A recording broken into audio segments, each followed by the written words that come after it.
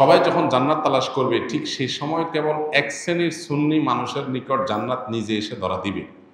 ইসলামের আলোকে বিস্তারিত জানতে চাই, কোত্থেকে এসব পান আপনার আল্লাহ জানে। জান্নাত নিজে এসে ধরা দিবে, জান্নাতের ঠেকা পড়ছে। জান্নাতটা তো মায়ের হাতের মোয়া, হ্যাঁ, মামুর ভাইয়ের আবদার, যেটা নিজে এসে ধরা দিবে। যেখানে নবীজি আল্লাহর কাছে দোয়া করতেন, আল্লাহুম্মা ইন্নী আসআলুকাল জান্নাহ, আল্লাহ আপনার কাছে আমি জান্নাত চাই, ওমা কাররাবা ইলাইহা মিন কাউলিন ওয়া আমাল, এবং সে আমলের তৌফিক চাই যে আমল করলে জান্নাতের কাছে যেতে পারবো, যে আমলটা জান্নাতের কাছে নিয়ে যাবে। এটা দোয়া করছেন কে? নবীজি সাল্লাল্লাহু আলাইহি ওয়াসাল্লাম। আল্লাহুম্মা ইন্নী আসআলুকাল জান্নাতা ওয়া মা কাররাবা ইলাইহা মিন কাউলিন আও আমাল। আল্লাহ, সেই কথা, সেই কাজ আপনি আমাকে করান, সেই কাজের পথে আমাকে গাইড করেন, সেই কাজগুলো করার তৌফিক দেন যেগুলো করলে জান্নাতের কাছে আমাকে নিয়ে যাবে। তাহলে নবীজি সাল্লাল্লাহু আলাইহি ওয়াসাল্লাম জান্নাতের কাছে যাওয়ার জন্য চেষ্টা করছেন, আর এদের কাছে নাকি জান্নাত নিজে এসে ধরা দিবে।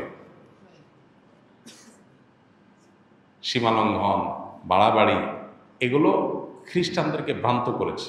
নবীজি সাল্লাল্লাহু আলাইহি ওয়াসাল্লাম বলেছেন, লা তুতরুনি কামা আতরাতিন নাসারা ইবনে মারইয়াম, খ্রিস্টানরা যেরকম ঈসা আলাইহিস সালাম সম্পর্কে বাড়াবাড়ি করতে করতে গোমরা হয়ে গেছে, তোমরা আমাকে নিয়ে এরকম বাড়াবাড়ি করবে না। নবীজি তাঁর শানে এটা বলেছেন।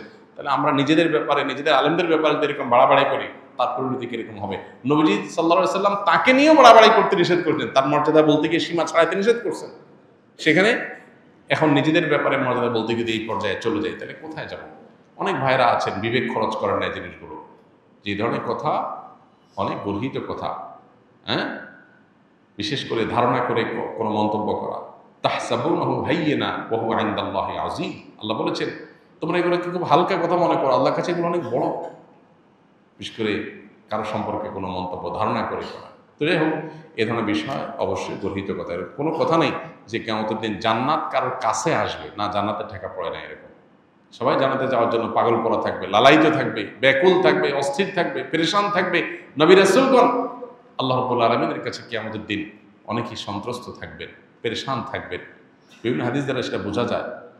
তাদের হালত যখন এরকম হবে, সেখানে আপনার বিশেষ কোনো এই যুগের কোনো মানুষ তিনি তার কাছে জান্নাত বা তাদের কাছে জান্নাত আগে আয়সা ধরা দিবে, এটা খুবই জঘন্য কথা এবং ভুল কথা।